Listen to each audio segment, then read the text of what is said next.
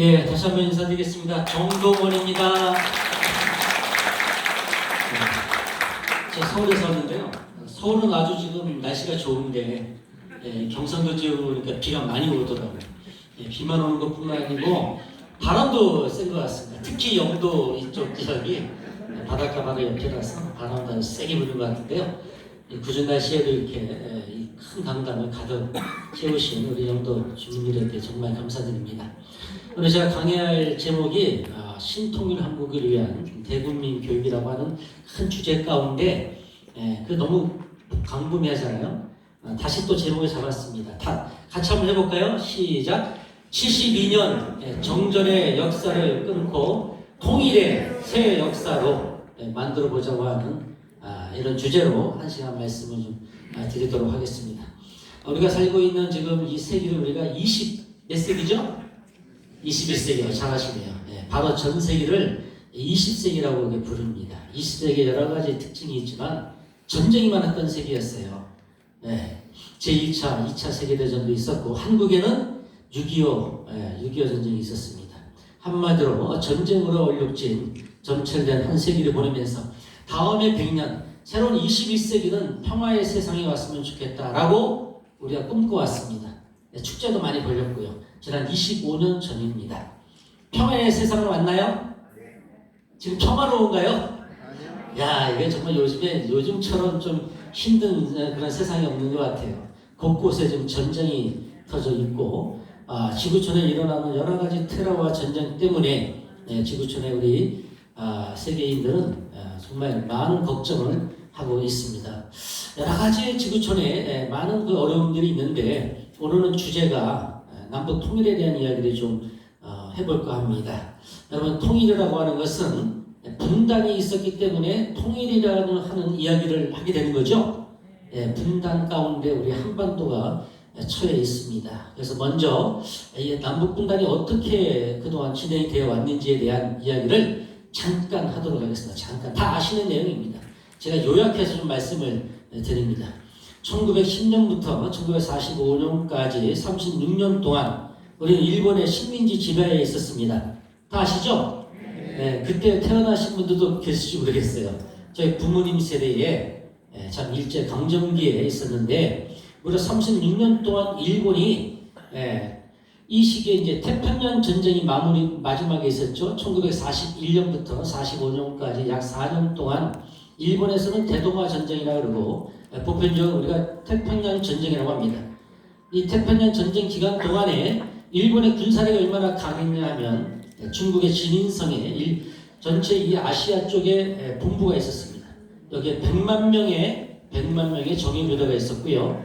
우리 한반도와 다른 아시아 전체를 합치면 약 200만 명, 합쳐서 약 300만 명의 일본의 정예 부대들이 이 아시아를 또 하와이를 진주만을 폭격하지 않았습니까? 이런 큰 힘이 일본에게 있었습니다. 그런데 1945년 7월 16일 날 역사적인 사건이 하나 터집니다.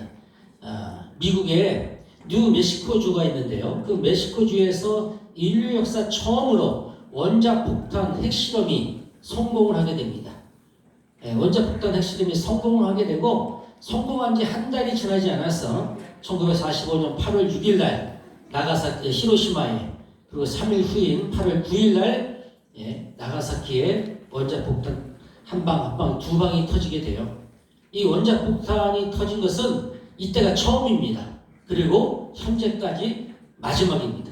지금까지 핵폭탄이 터진 적이 없어요. 수많은 핵폭탄이 있지만 이때가 현재로 본다면 처음이자 마지막이었다.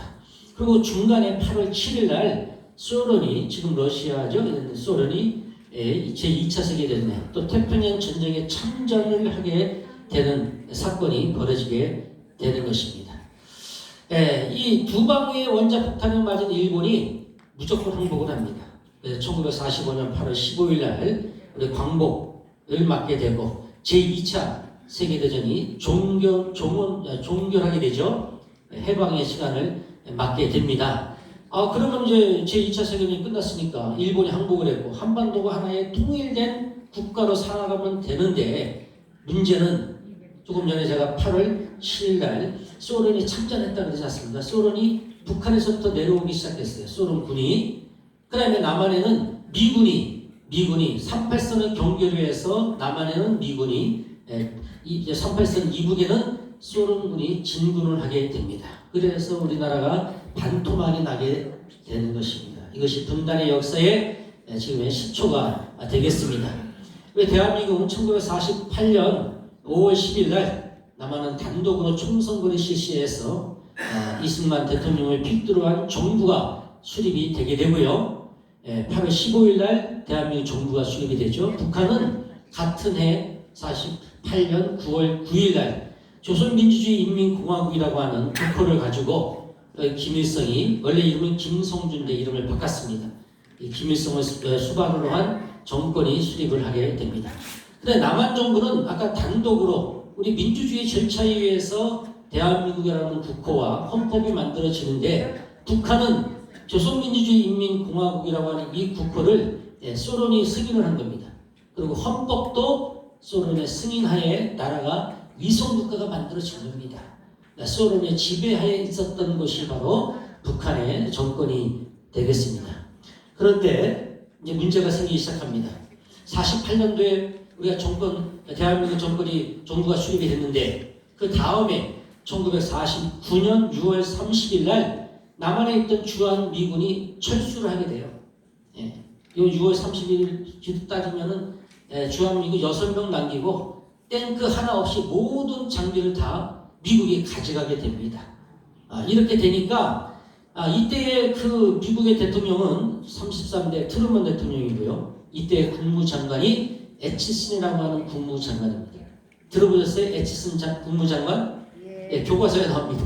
이 애치슨 장관이 유명한 것은 이 미국의 극동 방위선을 애치슨 라인이라고 해요. 이 애치슨 라인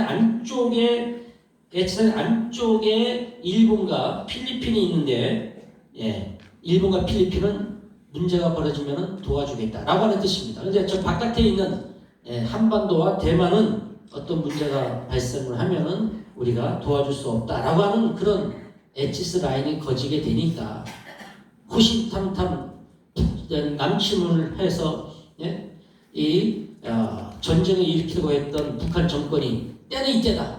한반도에 남쪽에 미군도 없고 또 극동 방위선에서 한반도가 빠져있기 때문에 지금이야말로 전쟁을 일으킬 절호의 기회다라고 생각을 해서 김일성이가 1950년 1월과 또 3월과 4월 세 번이나 1950년 초반에 세 번이나 소련을 방문합니다. 소련을 방문해서 스탈린을 만나서 우리가 남침을 하겠으니까 승인을 해달라, 허락을 해달라고 했는데 스탈린이 세 번째 방문 때 승인을 하게 됩니다.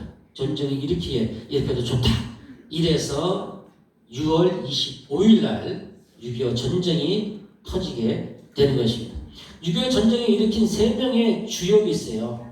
당연히 김일성이는 주연의 역할을 한 것이죠. 스탈린은 감독, 중국의 모택통은 무슨 역할인가요? 조연의 역할을 했습니다. 조연. 여러분 드라마 보시면은 드라마가 주연의 역할도 중요하지만 조연이 잘해야지 그 드라마가 살지 않습니까? 이 중공이 나중에 참 우리 한반도를 이렇게 지금 72년 동안 이 분단 가운데 있는 그 원인 제공을 마지막 결론 부분에 이 모택통이 하게 됩니다. 자, 1950년 6월 25일 날 전쟁이 터졌는데 그 이틀 후인 6월 27일 날, 여러분 유엔 아시죠? 유엔의 안전보장이사회라고 있습니다. 여기에 상임이사국이 5개 국가가 있는데 이 5개 국가가 모여가지고 한반도에 지금 전쟁이 터졌는데 여기에 전투병력을 보내자라고 하는 결의를 하게 돼요. 그런데 안전보장이사회 중에 한 나라가 바로 소련입니다. 근데 소련이 이게 승인을 한 거 아니에요. 전쟁 일으키라고. 근데 소련이 전투병력을 남한에 이거 보내겠어요? 뭐 안 보내죠. 그런데 그날 신기하게 이 유엔의 소련 대사가 코로나19에 걸려가지고 불참했어요. 이 사람이 불참해가지고 빠져버리니까 나머지 4개 국가가 만장일치로 그냥 대한민국에 전투병력 16개국을 보내고 64개국이 사실은 도와줍니다.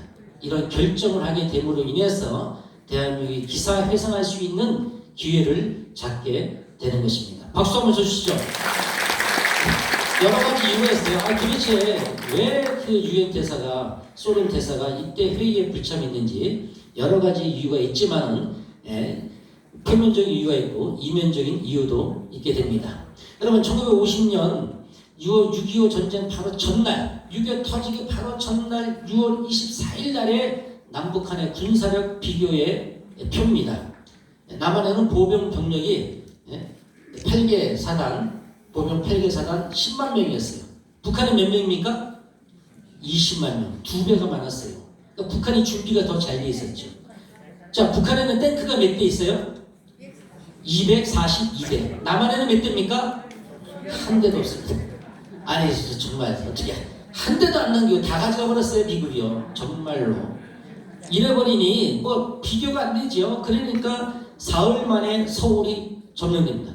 사흘 만에, 3일 만에 우리 수도 서울이 북한군에 점령이 되는 거예요.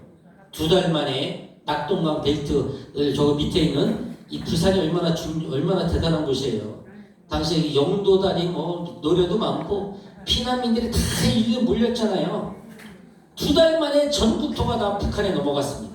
여기만 빼고, 이 경상도 지역만 조금 빼고, 한 며칠 더 있으면은 어디로 가겠습니다. 여기 계신 분들 다 또 우리 부모님들이 이제 저기 남해바다, 남해바다, 동해바다에 다 어떻게 돼요? 동해바다, 남해바다 다 빠져 죽을 바로 직전이었습니다. 그런데 이때 아까 말씀드린 대로 유엔군이 이제 16개국이 이제 한반도로 진군을 하게 됩니다. 여기 기적적인 일은 1950년 9월 15일 날 메가다 장군이 이끄는 유엔군이 인천 상륙작전을 5,000분의 1의 확률로 승리를 하고 세상에 성공을 하게 되는 것입니다. 박수 한번 쳐주셔야 돼요. 이 인천 상륙작전이 성공하지 못했다면 지금 우리는 없는 거예요. 그죠? 예. 인천 상륙작전이 성공한 지 한 달도 채 되지 않았어. 유엔군과 국군이 북쪽으로 진군을 해서 드디어 50년 9월 28일 날 평양이 수복됩니다. 평양이. 그러니까 평양에서 조금만 더 가면 압록강과 두만강이에요. 그러면 대한민국은 그 당시에 통일되어졌을 것이다. 통일되어졌다면 제가 오늘 이 강의를 할 필요가 있다 없다? 할 필요가 없죠. 끝난 거예요. 그래서 며칠 있다가 이승만 대통령도 와서 연설도 하고 축제 분위기였습니다. 그런데 문제가 터졌어요. 아까 제가 3인의 감독과 주연 이야기했는데 또 한 명의 조연 역할을 했던 중공이 있습니다. 중공. 이 중공의 모태통이 30만 명의 중공 인민해방군을 보냅니다. 처음에 30만 명, 나중에 30만 명, 60만 명의 중공군이 쳐들어오는데 인해 전술로 쳐들어갔어요. 감당이 안 되는 거예요. 유엔군과 국군이 밀리기 시작합니다. 그래서 1950년 10월 19일 날 중공군이 60만 명이 이제 파병이 되어져서 유엔군과 국군이 남하하기 시작했어요. 철수하기 시작했어요. 그것이 바로 그 유명한 1951년 무슨 사태요? 일사후퇴. 일사후퇴. 저희 부모님도 이때 내려오셨어요. 저희 아버지가 평양에서 기관사였는데 평양에서 신의주까지 기차를 몰았습니다. 그날도 도시락 싸들고 부인도 있고 애들도 3명 있었어요. 왔는데 갑자기 국군이 총을 들이대고 국군의 시체를 싣고 황해도 해주로 그냥 와버린 거예요. 기차 몰고. 거기서 배를 타고 남하했어요. 저희 아버님이 갑자기. 거제 수용소에 좀 계시다가 나중에 풀려났거든요. 갑자기 이산가족이 된 거예요. 도시락 싸들고 나갔다가 일사후퇴 때. 저희 어머니는 황해도 연백분인데 가족들과 또 일사후퇴 때 내려오시다가 가족을 다 잃어버리고 혼자 되셨어요. 처녀의 몸으로. 두 분이 여기 안동에서 만나셔가지고 결혼하셔가지고 저희 형님, 누나, 저희 작은 형 그리고 제가 막내인데 저를 낳습니다. 이야, 저는 정말 6.25가 아니었으면 제가 이 자리에 있을까요, 없을까요? 확률적으로 불가능한 일이죠. 6.25 전쟁에 의해서 수많은 사람들이 죽었지만 저같이 태어난 사람도 있습니다. 이산가족 2세대입니다, 제가. 어쨌든 이렇게 3년 동안의 전쟁 기간을 보내고 1953년 7월 27일 날 휴전협정을 맺습니다. 지금 우크라이나하고 러시아가 이제 정전협정 맺으려고 그러잖아요. 지금요. 휴전협정 맺으려면 뭐 30일 하자, 나중에 종전을 하자 이러는데 딱 그때입니다. 지금 우리 이 시기입니다. 1953년도 7월 27일 날. 근데 이 휴전협정을 맺은 3개 나라가 중에 대한민국이 있다 없다? 없습니다.